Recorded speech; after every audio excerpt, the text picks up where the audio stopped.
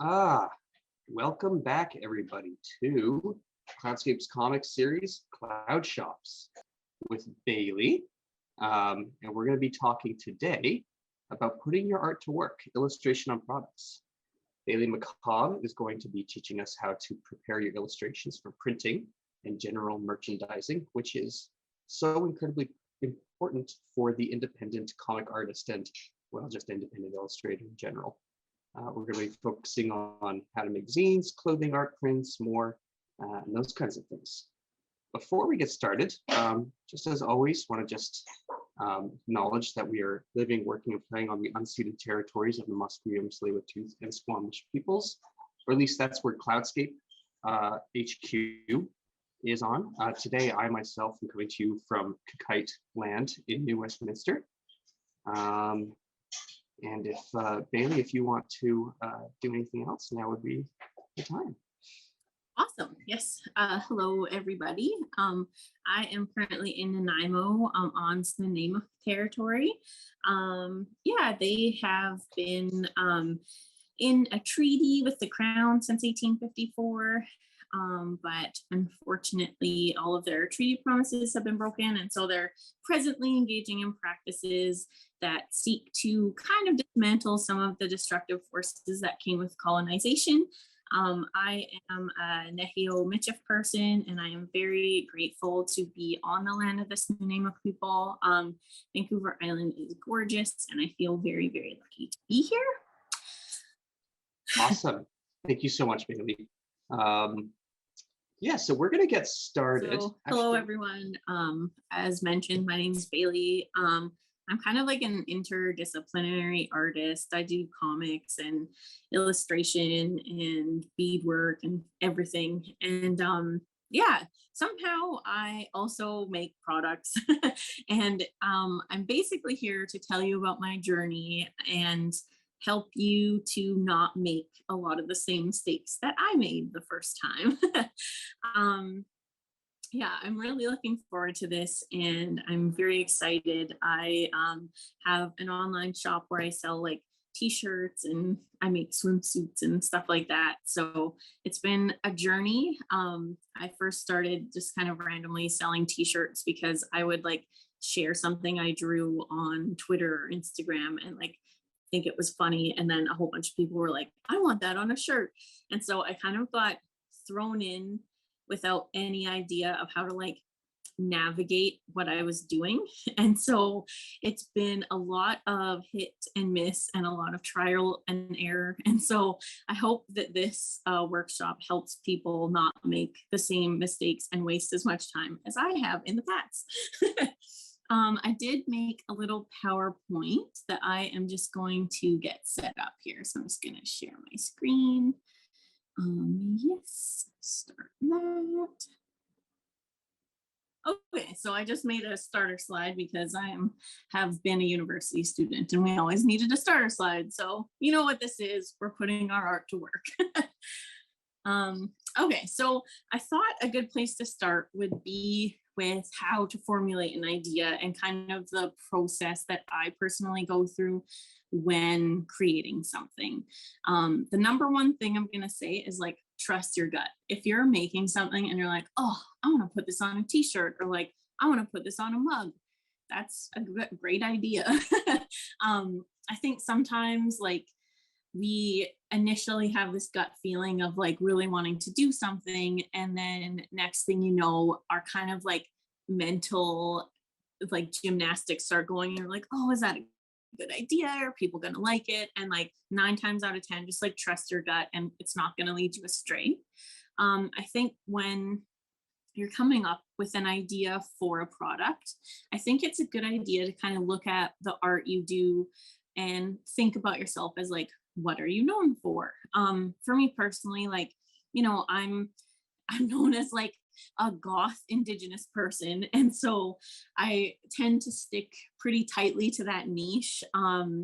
And like I can be pretty political, and so you know, I think just through my presence online, people have kind of known me for that. And so I think being able to kind of tap into your strengths and recognize the things that your illustrations are known for is a good way to kind of figure out where to start.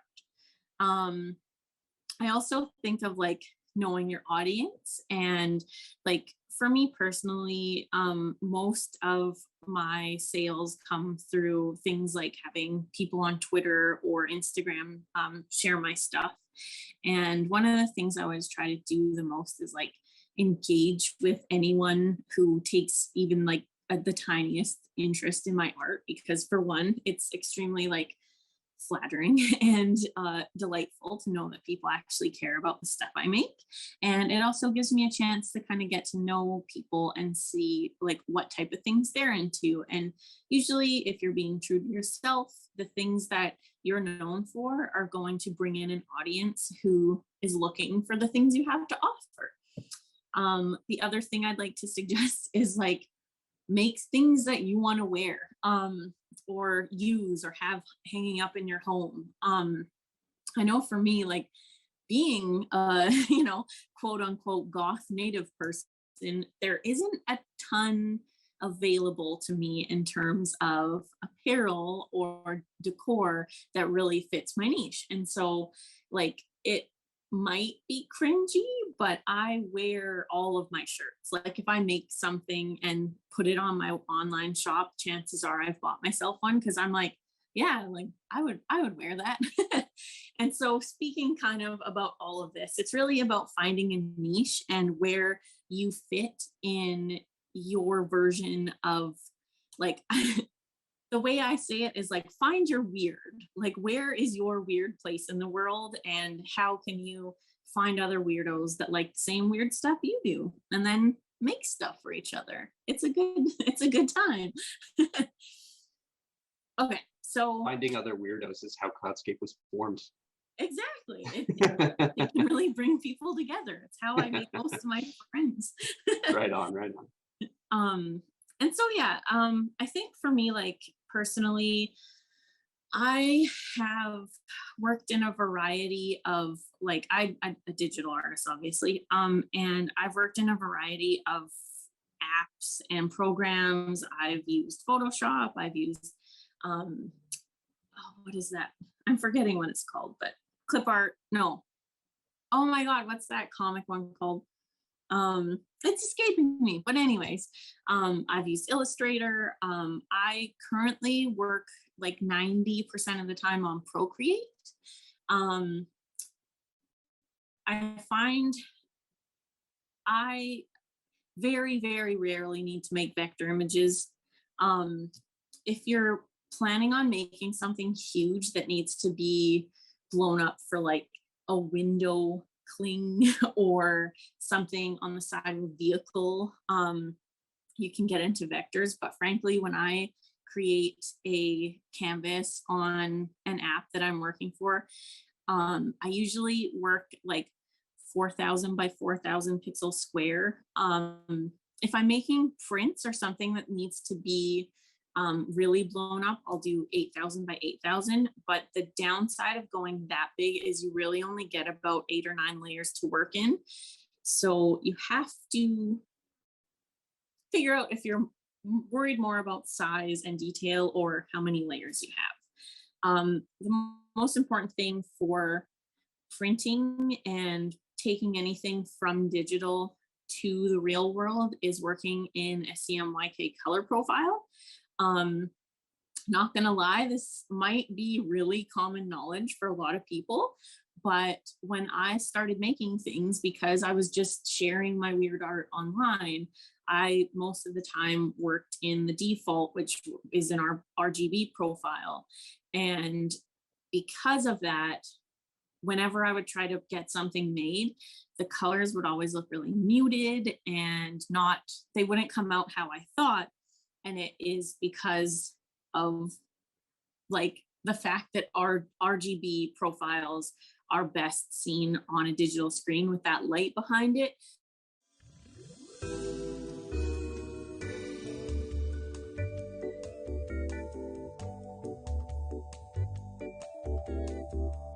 I'm going to just go with my gut here and say that I was talking about like using thick, clean lines.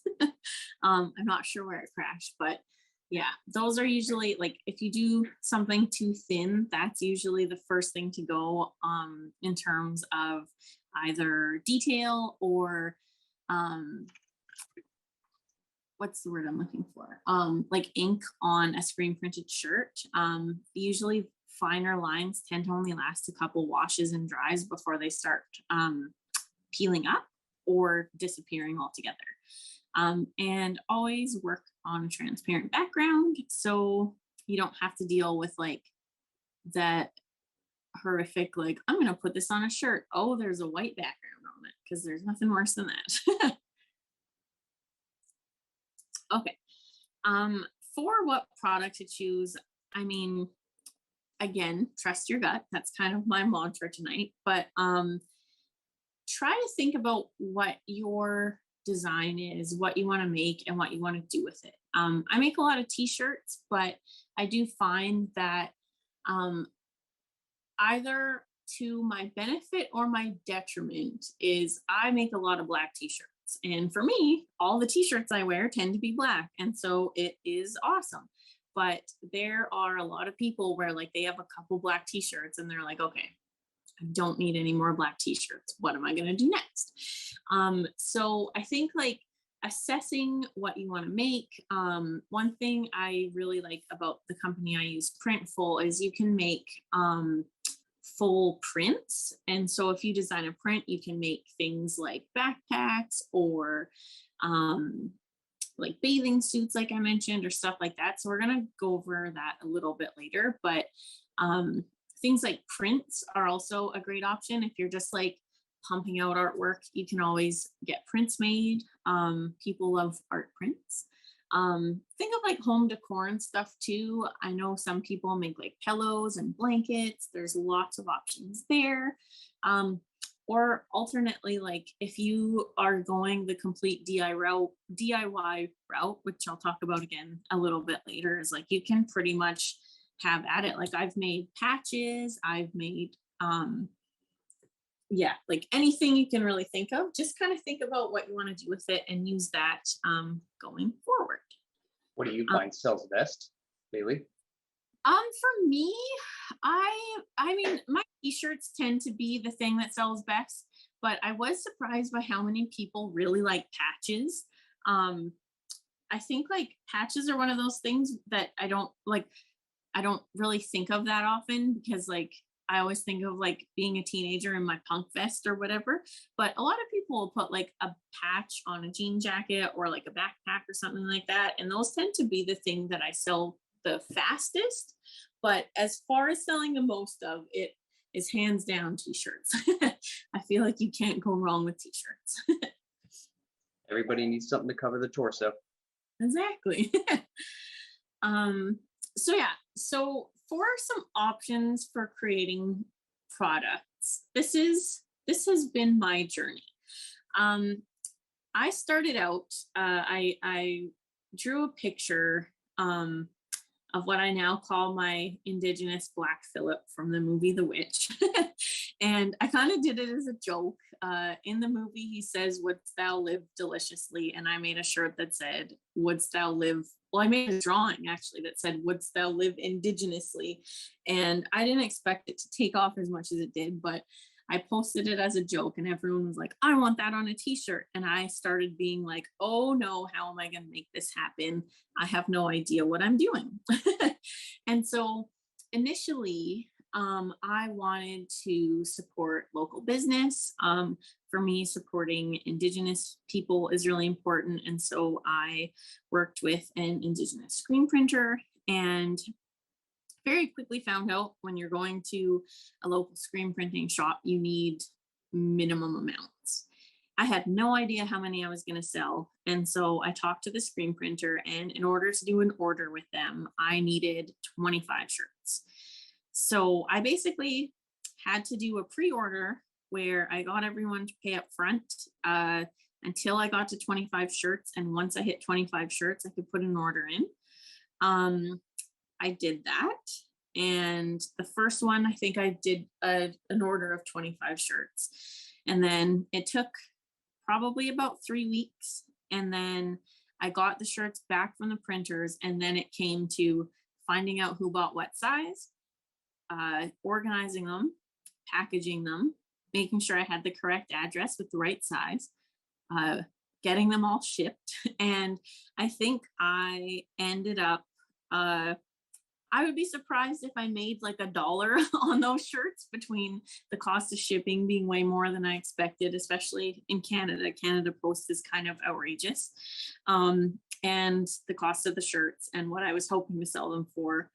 It ended up being not a lot of profit, a ton of energy, a ton of headaches, but I was like, okay, I now know what not to do.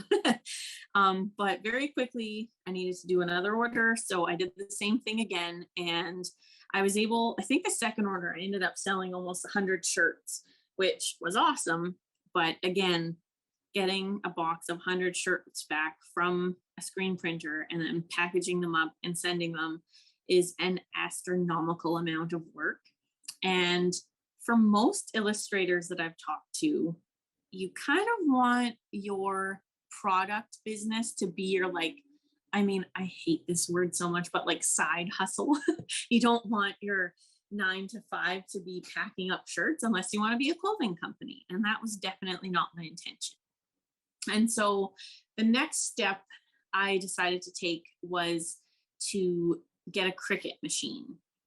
It's basically a cutting machine. There's many of them on the market. There's like silhouettes and all kinds of options there.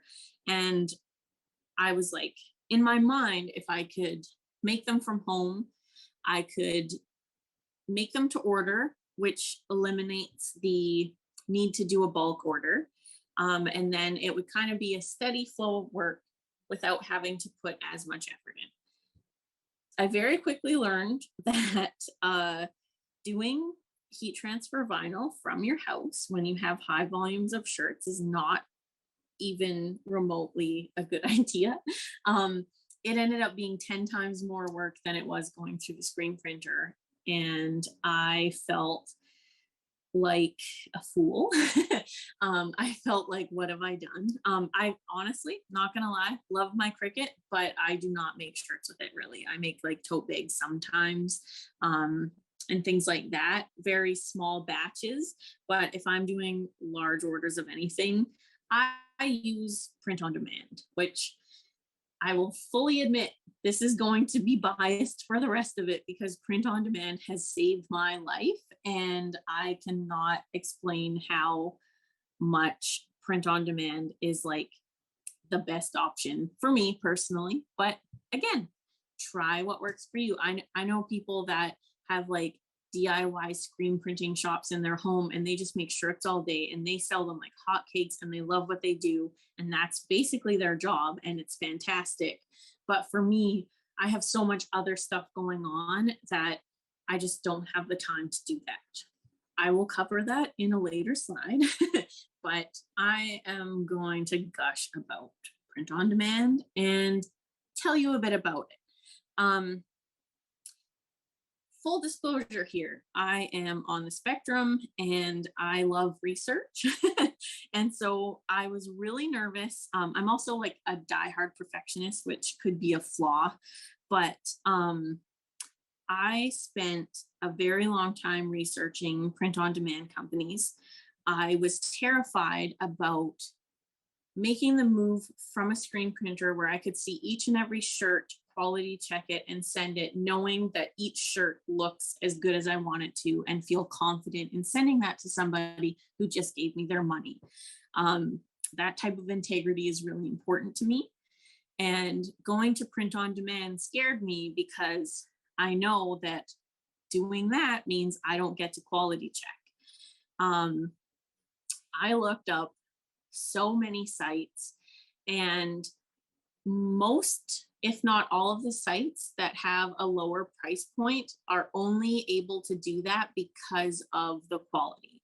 There's a lot of quality complaints about print on demand. And for me, I wanted quality, I wanted variety, and I wanted options. And so I kind of boiled it down personally between Printful and Printify. I found that I chose Printful because they had a huge selection of options. They also have like a built-in mock-up generator that allows you to see your products and how it looks and placed either on the shirt, the mug, the print, whatever it is. And I, having ordered myself a few shirts from my Printful site, I can say they look identical to what the mock-up example is. I find their quality is fantastic. I have never had an issue with any of their products. I've got embroidery, I've got prints, I've got like all over print clothing, I've gotten t-shirts, and all of their stuff has been flawless, which is so important to me. The other thing I really like about them is they have a few different distribution centers. And so there's one in Canada, there's one in the US, and I think there's one in Europe. And so depending on where the majority of your customers are, you can sometimes get things shipped and made so quickly. My record, I had somebody put in an order for a t-shirt on the Lower Mainland on Friday, and it got to their house on Saturday night. And that blew my mind because when I went through the screen printing company, just to get my shirt sometimes took up to 2 months. I was waiting weeks. Not to throw screen printing companies under the bus, because they are also a business and they get backed up. But for what I was looking for, it just felt really unprofessional to get people to pay up front for a t-shirt and then have them wait for a couple months before I can even ship it to them. The downside of print-on-demand sites is that you have to build a website or an online storefront to make them happen. So I'm sure lots of people know what Shopify is, or for me personally, I use WordPress. Oops, oh no, well, I'm kind of doing this now, so I'll just keep talking. I use WordPress. There are tons of options. The thing I like about Printful as well is that they have a lot of plugins that are seamless with certain websites. And so it makes it really easy. But again, if you have no background in website building, it can be a barrier to getting your stuff online. There's lots of resources available in terms of YouTube and anything like that for building those things. Depending on your budget, a lot of websites are basically pre-built and you just have to type the name of your company and that's that. I'm not gonna lie, setting up my online shop kind of made me bash my head against the wall a few times. I am not by any means a coder. I'm not the greatest technologically sound person, and there was a lot of head scratching, but that makes me feel like if I can do it, anyone can do it. Any tips for shortcuts that people can avoid some of that head bashing? From other people I've talked to, they've had great success with Shopify. For me personally, when I was starting out, I was trying to keep everything as cost effective as possible. And Shopify is an added expense on top of the print on demand service that felt a little daunting to me. That being said, if I knew what I know now, I might have used Shopify. Like I said, I use WordPress.org and I have spent hundreds of dollars on domain names and storage and layouts and all kinds of things. So Shopify isn't actually that bad of an option. And some of those pre-built websites, like I think there's one called Wix and Squarespace. They are basically drag and drop no HTML needed. You just, type in the information, move some stuff around, and it's good to go. The downside with sites like that is the second that you add an online storefront to that, the cost of running your website does go up. There is an option that I always forget about with print on demand, where if you don't have a high volume of orders or you're just starting out, there is an option to do everything manually. And so if you decide to release a product, you can just use the mock-ups from Printful, post them wherever, and say, does anyone want to buy this? Send me your address, send me your size, and you can manually enter that, you manually pay for it, and then you would also have to manually get the money through that person, whether from like e-transfer or PayPal or something. That's totally a great option for starting out if you don't have a high volume of business. It can just get you into that avenue I mentioned of like trying to keep track of all the orders and who bought what and all of that. But again, if you're only selling a few things to start off with, totally viable, and it's at zero cost, which is nice. My previous slide, before I accidentally pushed forward, I did mention that I wanted to talk about why I don't like Redbubble or TeePublic or companies like that. Personally, I feel like sometimes online companies like that are taking advantage of artists. Again, I don't want to get into like my extreme political views, but a lot of them are known to steal art. Anyone can, put something up there and make a shirt, and you get like pennies to the shirt compared to what you do using a print on demand site. You get lumped in with every other artist on the site, and so it's not about you as an artist, it's about a TeePublic shirt or a Redbubble shirt. I find their business practices slightly predatory, and they are making a ton of profit off of artists who are putting like tons of hours into work that I think that they deserve to be better compensated for. And so that's what led me to like boycott those companies. Obviously not everyone needs to feel the same way as I do, but I think as artists, we tend to get exploited enough. And I think if there's anything we can do to avoid that, we should try. Wise words, I think. Thank you. Thank you. But yeah, at the end of the day, I do just say like, you have to decide what's best for you. If you do actually want to put your time into creating products, like I said, I have friends that do that and they do amazingly well. They go to markets, they like have awesome stuff, but their 9 to 5 is making like screen printing shirts. If it's one of those things that you're just looking to kind of add to your repertoire that's already like part of your illustrative process or your comic process, I personally wouldn't do it because, as I mentioned, it can be a time suck. I think I went through about a 6-month period where I couldn't even draw because of how much time I was putting into the t-shirt business, and it made me want to pull my hair out. The amount of money I was making doing it all myself was minimal, and the like cost per hour ratio of it was just ridiculous. I was embarrassed. But again, learning, which I'm trying to help you guys do so you don't do what I did. Being able to, like right now for me, have my online shop, it is a machine that runs itself, that I can focus on anything else. And at any given time, I might get an email and say, hey, somebody bought a shirt. You just made $20. That feels pretty awesome.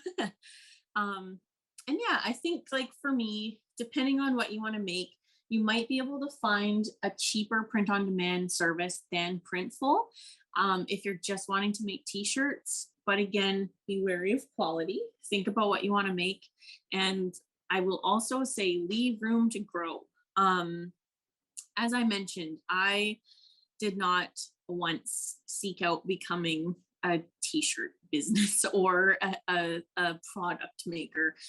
It was just kind of a silly thing that I fell into, and I am shocked by how well it's gone for me. Obviously, with everything, there's ebbs and flows. But you can always like get a funny idea and add something and keep adding things, and it's really quite wonderful. And frankly, like it's getting to the point now where I have friends texting me like, "Oh, I saw one of your shirts downtown today," and I get kind of like, "Oh my goodness, that is just one of the coolest things that I've ever experienced." So there is some, some unexpected benefit to that. It's awesome actually to get some tips on how to save time with regards to this stuff, because if there's one thing a comic artist needs to do, it's find ways to cut corners without sacrificing the vision, because it's a very time consuming art form, making comics. Definitely. So finding extra ways to find time while making t-shirts is definitely a good idea. Yeah, for sure. It honestly, like, I think the reason I gush about print on demand is because finding it was like finding the holy grail to me, because all I want to do is make art, but I was like drowning in mail orders and I felt overwhelmed and exhausted all the time. And I was like a second away from being like, I don't want to do this anymore. I'm going to throw it all away. And then I decided to look into print on demand, and it has been like, I think the first week, I'm not gonna lie, I think I like cried. I was like, I can't believe I can like be a human Aw, again. aw. It was a rough couple months out there. Well, good Yeah, advice for anyone feeling overwhelmed by orders and things like that. yeah, it was awesome.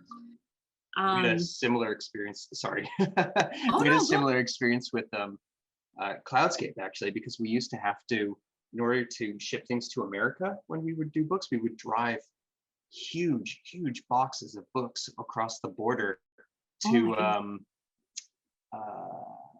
I forget that little town that's right across from America, but use their UPS instead of ours because it cut costs of shipping in like half. And that Yeah, was so exhausting. And then we found out about a company called Chit Chats, which would yeah, do all that for you, um, totally. give you American rates, and they just charge a fee of going and taking it all over for you. I'm like, oh my God, what an incredible business to find. It just changed everything for us. So sometimes you find those companies and it's just like helps out everything for you. Definitely. I actually had someone tell me about Chit Chats right before I moved. And it was like at the height of like this overwhelming t-shirt thing. And I was so excited about it. And then I looked and it's only in the lower mainland. And I'm like, I'm on Vancouver Island. No. But it sounded like such an awesome business. I think anyone who has access to that would benefit from that if they're doing stuff themselves, because it sounds just phenomenal. And like, doing stuff myself, I've run into issues where a lot of people from the US buy my stuff, but when I was doing it myself, um, I had to charge like Canada Post prices, and UPS is like so much cheaper that I can send a t-shirt with tracking to the US for $8, but in Canada, especially if it's to Ontario or Quebec, I could be looking at like $25. And so now that I know some options about how to offer different shipping for people, I do that. But at first, I had no idea what I was doing. So I just charged a flat rate of $20 shipping. And people in the States were like, are you broken? Like, what? So, yeah, definitely learn that UPS thing or USPS thing. Um, so, okay, I'm going to talk a little bit about marketing. um, Not gonna lie, I have a degree in communications and I spent 4 years researching all the ways in which marketing is evil. And so um, it might be a bit unconventional, but it has worked for me. Um, Really quickly, I want to talk about social media. Before I was a full-time artist, I was a hairstylist. And one of the things that was like pounded into me constantly was that I need to like curate my Instagram and curate my social media and think of it as a whole and how I want to present myself to the world and put time into building my brand and all of this stuff. And I resented it so much. I barely used social media and I hated it. And the salon I was working at was really competitive about how many followers you had, and they were mad because I couldn't crack 2,000, and it was just kind of ugly. When I stopped doing hair, I had this freeing moment of being like, I can do whatever I want with social media. So I just went full on 100% myself. I tried to be authentically me. I tried to be like, have integrity and just be who I am so that the people that I talk to online or see my online persona per se, if they met me in person, they would not be surprised. The second that I started being myself, I saw my like social media following skyrocket. And like, I have talked to a few other people that have some decent followings, and like, this sounds like a catch 22 because I'm talking about followers, but nothing that I have ever done online has been for followers or trying to get followers or thinking about how many followers I have. Even the word followers, saying it that much feels really gross to me. It's like, it's never been about that, but I think there is so much like fake phoniness on social media and online that like people are just dying to see another human be themselves and have flaws and be awkward like I am and embarrass themselves sometimes and talk about their struggles. Like, I'm very open about mental health issues. I'm open about like my struggles as an Indigenous person. And in being exactly who I am, I have found that people just appreciate me as a human being. And I think that's the best way to market yourself, is like, not try to do anything, just be yourself. I know that sounds like it's unhelpful, but it has helped me so much. And it has been so rewarding because the people that I interact with now, I feel like they see me as a person and appreciate me as a person, as opposed to this like falsified brand that they interact with that they know is like different behind the scenes.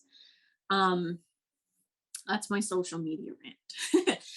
As far as website and storefront options, again, I am not great when it comes to things like Google Analytics or any of that kind of back, like behind the scenes marketing. I don't pay for ad campaigns or anything like that. I think for me, just sharing that on social media and like, it's funny, but wearing my stuff even out in public, people have been like, oh, I like your shirt. And I'm like, thanks, I made it. I have a website if you want to look at it, is like really helpful.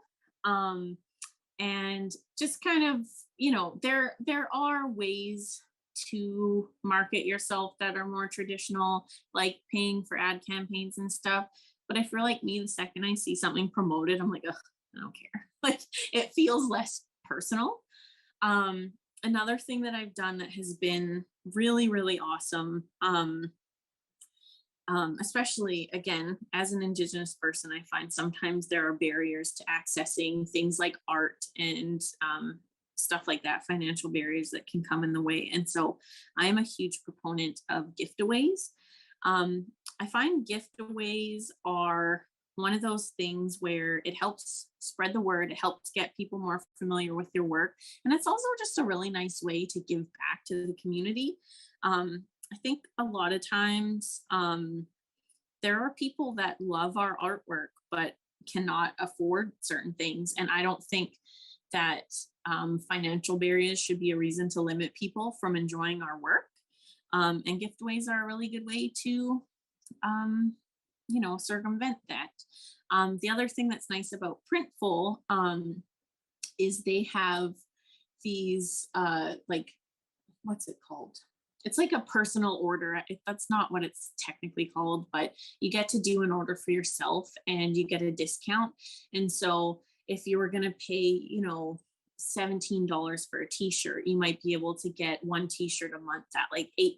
And so if you sell enough shirts, being able to buy an $8 t-shirt to do a gift away is a really good way to market yourself. I will mention collaborations. I'm not going to lie, I don't do them that often because I'm really awkward and I don't know how to approach people, but I have seen some amazing artists collaborate with each other. And every time I see it, I'm like, that is cool. That is such a neat idea. And so if there's someone that you really enjoy or you like what they're doing, being able to just kind of reach out and be like, hey, have you ever thought about doing a collaboration? Like I really respect your stuff. I think our styles mesh well, or they almost like juxtapose nicely with each other. I think we could do something really cool. Most of the time, artists are people that are like, oh wow, I can't believe someone likes my stuff. Let's do it. And then, the whole like networking thing and making sure that you're meeting people and all that. I'm really kind of awkward and antisocial, but when I do leave my house and go to events and stuff like that, if I see someone whose art I really enjoy or someone I recognize that I just want to tell them I appreciate their stuff, like I have no qualms about walking up to someone and being like, look, I'm a diehard fan and I love your work. No one's going to be upset about hearing that. And it also gives you an opportunity to introduce yourself to some people. The last most important thing about marketing and growing your kind of business and stuff is just to have patience. Like things sometimes move at a snail's pace. Sometimes it takes a while for your work to get recognized or your sales to come in. As I mentioned, there's ebbs and flows. But just having patience when you're doing it all and reminding yourself, like, at the end of the day, your goal isn't to become like, for some reason, my brain's like the next Louis Vuitton. I don't even know what that is, but like, you just want to sell some cool art to some cool people. And I would like to think that some of the stuff that I'm telling you would help you be able to do that. And while you're in the throes of it, just kind of have patience with yourself, with other people, and stick with it if you enjoy it and you're passionate about it.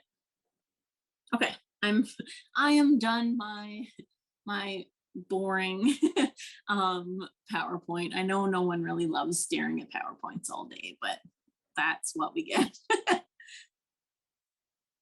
I'm going to stop sharing. Okay. Oh, I'm going to turn the light on because it's really dark. Yeah. I was just thinking, like, the sun went down. Gone are the days of light until 9 o'clock. Oh, I know. I didn't expect it to be like that dark when I got out of there. So yeah, if anyone has questions, we can chat or. Yeah, actually. Awesome. Yeah. Thank you so much for that awesome presentation. I've been kind of asking all my questions as time goes on, so I don't have any more myself. But chat, if you've got any more questions about the process of turning your art into products, now's the time to ask them. If not, then we will bid Bailey adieu and retire for the night. I did just remember something that I forgot to mention, because in the thing I said I would talk about zines and I didn't at all, but I'm going to give the quickest little like tidbit. So about 10 minutes. Awesome.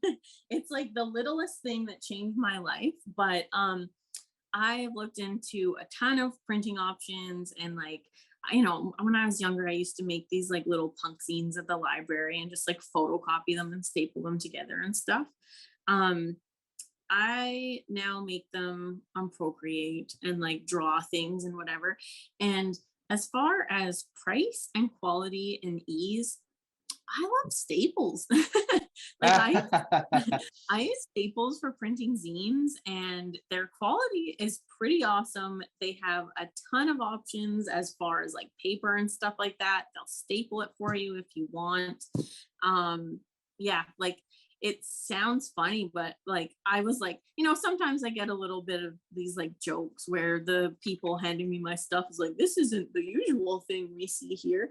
But like it's been kind of life changing because yeah, I've like made some pretty cool zines that I was like, whoa, that came from Staples. Wow, Bailey, corporate shill much? I know, right? I'm kind of surprised by that, but I mean, or do it at the library. I always recommend supporting the library. I think they still have a makerspace at the VPL. Where you can do Yeah. these kind of things. Back when, before COVID, when Cloudscape HQ was a heavily attended space, we have a little zine machine there that people can use to make zines as well. So Oh, that's cool. yeah, maybe when we're back up and running again this fall, hopefully, we can see people come back and make use of that little resource that we have. That would be much better than Staples. It's my donation. I don't see any questions from chat. So I'm going to say that's probably a good place to say goodnight to everybody. Awesome. I'm just going to plug your website one last time here. Thank you. Everybody, if you can, take a look through Bailey's page to see all of the products they have, and drop a few dollars if you dare. Much appreciated. You could see how the sausage is made, so to speak. Yeah. We're going to reconvene here on September 13th for John Pachkowski. He's going to be doing a workshop on inking, expressive inking for comics and beyond. So if you need to learn how to make your lines a bit more expressive with the brush and the pen, that would be a great one to attend. It is at 7:30 on September 13th. Same time, same channel on the Cloudscape Twitch. With that, everybody, we'll see you later. Awesome. Thank you. Thank you. Good night. Good night.